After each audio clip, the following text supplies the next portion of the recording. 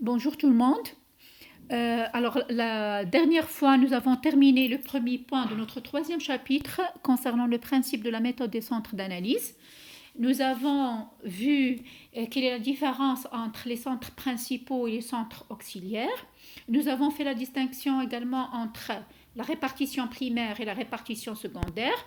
Nous avons vu que la répartition primaire concerne la répartition des charges indirectes sur les différents centres principaux et auxiliaires et que la répartition secondaire consiste à répartir les charges indirectes des centres auxiliaires entre les différents centres principaux. Nous avons vu deux méthodes pour l'application de la répartition secondaire. Le transfert en cascade qu'on applique lorsqu'il n'y a pas de réciprocité entre les centres auxiliaires. Et vous savez maintenant qu'est-ce que ça veut dire la réciprocité entre les centres auxiliaires. Lorsqu'il y a cette réciprocité entre les centres auxiliaires ou bien des échanges réciproques entre les centres auxiliaires, on opte pour la méthode de transfert réciproque. Voilà, nous avons vu également comment calculer le coût de l'unité d'œuvre, comment calculer le taux de frais et quelle est l'importance de ces éléments pour le calcul en comptabilité analytique. Passons maintenant au deuxième point de notre troisième chapitre, à savoir le calcul des coûts complets. Nous allons commencer par le calcul du coût d'achat. Il faut savoir une chose, que le processus de calcul des coûts diffère selon l'activité de l'entreprise. Est-ce qu'il s'agit d'entreprise commerciale ou bien entreprise industrielle? Dans l'entreprise commerciale, comme on a déjà vu, on calcule le coût d'achat des marchandises et après on va stocker les marchandises. Donc on doit utiliser l'une des méthodes d'évaluation du stock pour l'évaluation des sorties de stock des marchandises et après on calcule le coût de revient des marchandises vendues. Dans l'entreprise industrielle, on calcule le coût d'achat de matières premières. Après on fait le stock des matières premières achetées. Après, on calcule le coût de production des produits finis. Après, on fait le stock des produits finis fabriqués.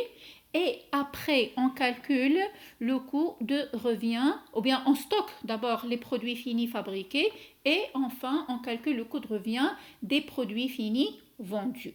Voilà, donc on commence ici par le calcul du coût d'achat. Le coût d'achat est appelé également le coût d'approvisionnement ou bien le coût d'acquisition. Le coût d'achat, c'est quoi? C'est le prix d'achat. Comment on le calcule? Donc, c'est le prix d'achat plus les charges directes d'achat plus les charges indirectes d'achat, ce qu'on appelle les frais liés à l'achat. Pour mieux comprendre, nous allons faire une application. Vous avez l'entreprise Codex, achète deux biens X et Y pour les revendre. Les achats du premier trimestre ont été comme suit. Pour X, nous avons acheté 2000 pièces à 50 dirhams l'unité et pour le produit Y, nous avons acheté 3000 pièces à 80 dirhams l'unité. Le tableau de répartition des charges indirectes indique un total de 45 000 dirhams pour le centre approvisionnement. Alors, qu'est-ce que ça veut dire? Le tableau de répartition des charges indirectes indique un total de 45 000 dirhams pour le centre approvisionnement, c'est-à-dire que le total de la répartition secondaire indique que le total des charges indirectes pour le centre approvisionnement est égal à 45 000 dirhams. L'unité d'œuvre de ce centre est le nombre de commandes de pièces. Donc, le nombre de commandes de pièces, c'est l'unité d'œuvre pour le centre approvisionnement. Les livraisons du produit X se font une fois par mois et celle de Y 2 fois par mois. Le nombre d'unités d'œuvre, 3 pour le produit X et 6 pour Y. Donc, le nombre d'unités d'œuvre, 3 pour X et 6 pour Y. Le coût de l'unité d'œuvre du centre approvisionnement, bien sûr, c'est le total des charges divisé par le nombre d'unités d'œuvre, c'est 45 000 divisé par 3 plus 6 divisé par 9, donc égal à 5 000. Alors, 5000, c'est quoi? C'est le coût d'une commande. Donc, une commande d'un produit nous coûte 5000 dirhams au niveau du centre d'approvisionnement parce qu'on a dit que l'unité d'œuvre, c'est le nombre de commandes de pièces. Donc, chaque commande de pièces nous coûte 5000 dirhams. Le travail à faire, c'est de présenter le tableau de calcul du coût d'achat. Voilà le tableau de coût d'achat. Il se présente comme suite. Le coût d'achat d'un produit ou bien d'un bien. Le tableau de calcul du coût d'achat d'un bien présente ou bien doit présenter la quantité achetée de ce bien, le prix unitaire d'achat et le montant total de l'achat du bien. Alors ici, nous avons le tableau de calcul du coût d'achat pour les deux biens, le bien X et le bien Y, et nous avons vous montré la quantité, le prix unitaire et le montant total pour chaque bien. L'achat des biens X et Y, nous avons le montant total d'achat, c'est 340 000 dirhams. Donc, nous avons acheté 2000 pièces du produit X à un prix unitaire de 50 dirhams l'unité. Donc, 2000 fois 50 nous donne un prix total d'achat pour le bien X égal à 100 000.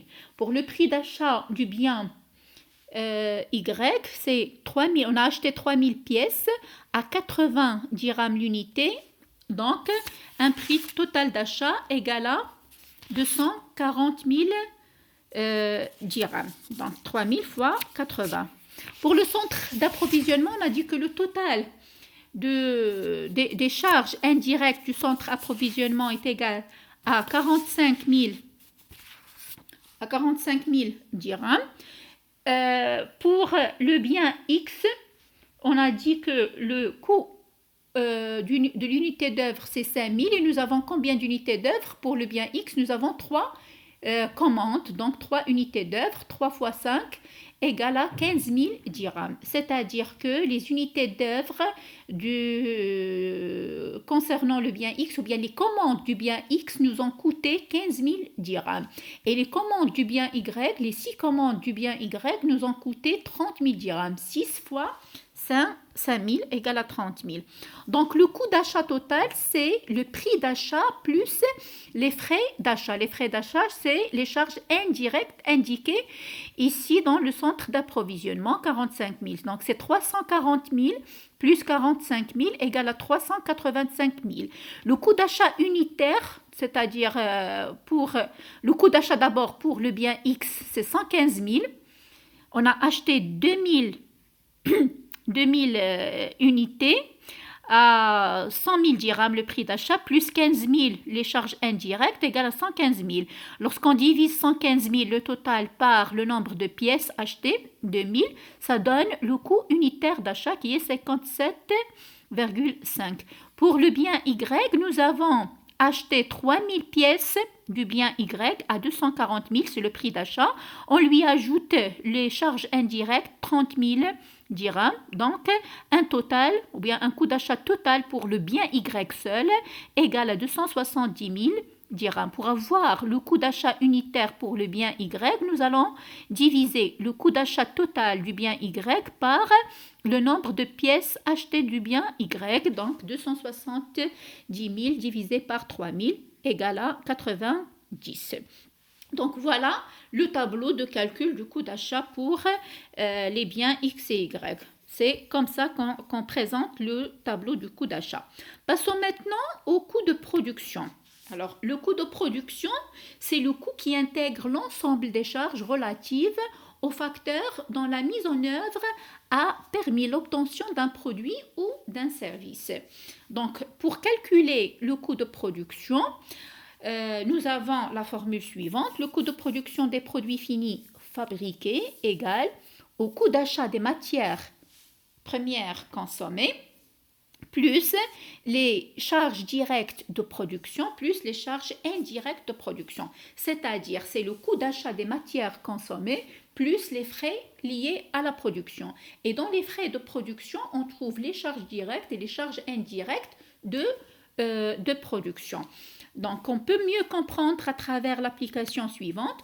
Vous avez une entreprise de transformation de biens comprend deux centres auxiliaires, le centre entretien et le centre transport, et quatre centres principaux, usinage, finition, administration et services commercial. On traite une matière première M qui permet la fabrication de 300 unités d'un produit fini mis en stock et destiné à la vente. Charge de production du mois de janvier. Matière première M consommée 600 unités à 62,5 dirhams l'unité, soit 37 500 dirhams. Donc, la valeur totale des matières premières consommées, c'est 37 500 dirhams. Pour la main-d'œuvre directe, pour l'atelier usinage, nous avons un total de 91 000 dirhams pour la main-d'œuvre directe de l'atelier d'usinage, ce qui fait que l'heure est à 65 dirhams. C'est le prix unitaire de la main-d'œuvre et nous avons consommé 1400 heures. Pour l'atelier de finition, nous avons consommé 850 heures. L'heure nous a coûté 80 dirhams, donc un total de 68 000 dirhams. Pour les charges directes de l'atelier finition. Pour les charges indirectes, donc, qui sont extraites du tableau d'analyse, nous avons pour l'atelier usinage, ou bien pour le centre usinage, 74 765 dirhams, et pour le centre finition, 42 585 dirhams. On vous demande de calculer le coût de production du produit fini. Alors, pour calculer le coût de production du produit ou bien des produits finis, nous allons d'abord calculer le coût de production des produits finis selon la formule qu'on a déjà présentée. Donc, c'est le coût d'achat des matières consommées plus les charges directes plus les charges indirectes. Dans cet exercice, le coût d'achat des matières consommées est égal à 37 500 dirhams. La valeur des charges directes, c'est les charges de main-d'œuvre directe qui représentent les charges directes de cet exercice. Donc, c'est 68 000 plus 91 000, les charges directes de cet exercice. Et pour les charges indirectes, nous avons 42 585 plus 74 765 dirhams, égal à un total de 313 850 dirhams. Donc, c'est le coût de production des produits finis pour cet exercice. Pour le coût de production unitaire des produits finis, comment on le calcule? En divisant le coût de production total par le nombre d'unités produites. Donc, 313 850 dirhams divisé par 300 unités égale à 1046,17 dirhams. Donc, chaque unité produite nous a coûté 1046,17 dirhams. Passons maintenant au coût de distribution. Le coût de distribution, c'est l'un des coûts hors production qui ne peuvent être imputés qu'au coût de revient des produits vendus. Donc, le coût de distribution, c'est un coût hors production qu'on doit imputer au coût de revient pour calculer ce dernier. L'ensemble des charges liées à la distribution constitue pour l'entreprise le coût de distribution. Donc, le coût de distribution égale aux charges directes liées à la distribution plus les charges indirectes liées à la distribution. Pour le coût de revient, c'est un coût complet au stade final qui regroupe l'ensemble des charges correspondant à l'élaboration d'un produit jusqu'au stade final de sa livraison au client. Donc, c'est la somme des différents coûts depuis l'achat du produit jusqu'à la distribution de ce produit. Donc, le coût de revient pour une entreprise commerciale, on le calcule selon la formule suivante. Le coût de revient de marchandises vendues égale au coût d'achat de marchandises vendues plus coût de distribution de ces marchandises. Pour une entreprise industrielle, le coût de revient des produits finis vendus égal au coût de production de produits finis vendus plus le coût de distribution, bien sûr, de ces produits vendus. Et enfin, on calcule le résultat analytique. Donc, selon la nature commerciale ou industrielle de l'entreprise, le résultat analytique est calculé de la manière suivante. Pour l'entreprise commerciale, le résultat analytique est égal aux ventes des marchandises, donc le chiffre d'affaires, moins le coût de revient des marchandises vendues. Donc, pour calculer le résultat analytique, on doit d'abord calculer le coût de revient des marchandises vendues pour l'entreprise commerciale. Pour l'entreprise industrielle, le résultat analytique est égal aux ventes des produits, c'est-à-dire au chiffre d'affaires des produits fabriqués vendus, moins le coût de revient des produits vendus. Donc, à travers et pour l'entreprise industrielle, nous avons, donc on a déjà vu l'entreprise individuelle, on passe à une application. Voilà. Donc la société Mesht produit et vend deux produits A et B. Le produit A est vendu en coffret de 500 grammes et le produit B est conditionné en paquet de 1 kg. Donc nous avons deux produits fabriqués par ou bien vendus par cette société, la société Mesht. Nous avons les détaillants 10 000, donc ce qu'on a, l'entreprise ou bien la société vend aux détaillants 10 000 unités du produit A à 30 dirhams et 8 000 unités du produit B à 36 dirhams. La société Mesht vend aux grandes surfaces 5 000 unités à 24 dirhams et 6 000 unités à 32 dirhams.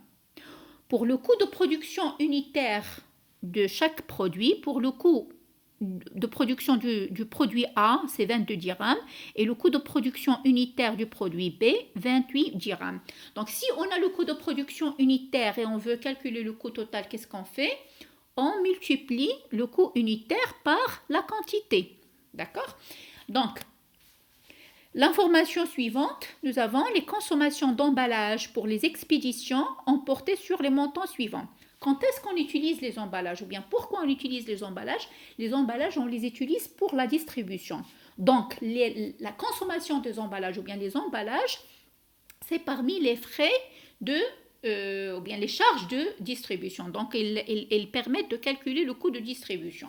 Alors, pour les emballages, le montant pour le produit A, lorsqu'il s'agit de vente en détail, c'est 50 000 pour le produit A et 40 000 pour le produit B.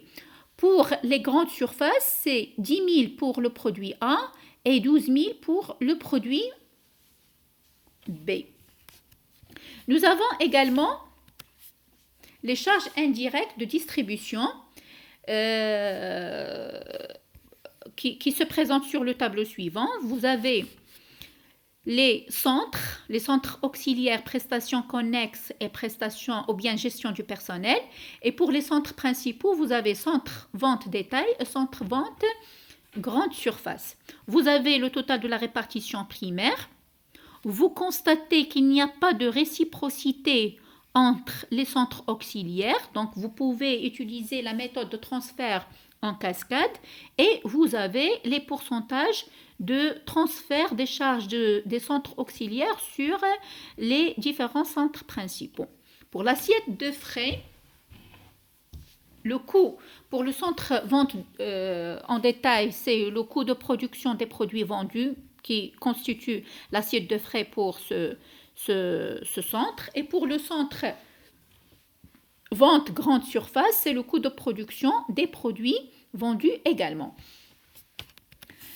Pour les informations relatives au mois de décembre concernant les stocks, vous avez le stock initial. On avait dans le stock 1000 unités, dont le coût unitaire est 20 dirhams, donc un total de 20 000 dirhams, la valeur du stock initial. Et pour le coût de production du mois de décembre, le coût de production, nous avons produit une quantité de 14 200 du produit A. Donc, il s'agit ici, ce tableau, il s'agit du produit A. Donc, 14 200, une quantité de 14 200 à 314 400 dirhams. Et pour la production vendue, donc la quantité vendue du produit A, c'est 15 000 dirhams. Pour le produit B, vous avez un stock initial de 2000 unités évalué à 23 dirhams, donc un total de 46 000 dirhams. Et vous avez une production du mois de 15 000 unités du produit B vendue ou bien produite qui nous a coûté un coût de production total qui est égal à 430 000 dirhams. Et la quantité de produits vendus, c'est 14 000 unités. Le montant des charges du centre administration et financement est de 36 100 dirhams. On vous demande d'abord de calculer le coût de distribution des deux produits A et B. Ensuite, de déterminer le coût de revient des deux produits A et B. Et enfin, de calculer le résultat analytique. Alors, je vous laisse avec cet exercice. Essayez de le faire chez vous. Et on se verra la séance prochaine pour la correction. Je vous remercie et à la séance prochaine, Inch'Allah.